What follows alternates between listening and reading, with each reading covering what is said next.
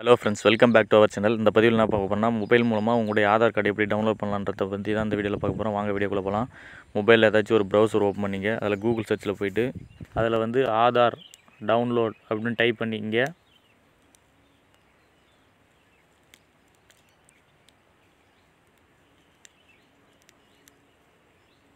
Type பண்ணிட்டு enter கொடுங்க.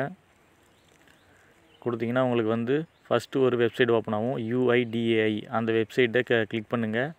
Click பண்ணிட்டு கீழே அப்படியே ஸ்க்ரோல் பண்ணிட்டே வாங்க.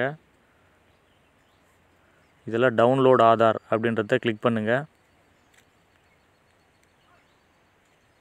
கீழே மறுபடியும் ஸ்க்ரோல் பண்ணிட்டே வாங்க. அகைன் மறுபடியும் டவுன்லோட் ஆதார் அதை கிளிக் பண்ணுங்கள்.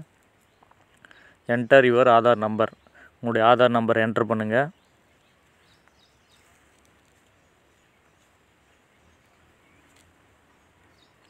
என்டர் பண்ணிட்டு என்டர் கேப்சாவை என்டர் பண்ணுங்கள்.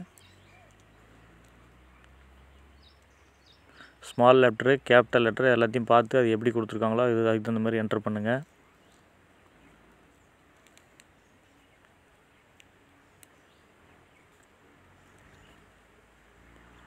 சென்ட் ஓடிபி கிளிக் பண்ணுங்கள். உங்கள் ரிஜிஸ்டர் மொபைல் நம்பருக்கு ஒரு ஓடிபி வரும்.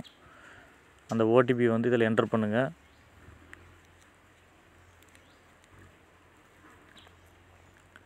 வெரிஃபை அண்ட் டவுன்லோட் கிளிக் பண்ணுங்கள்.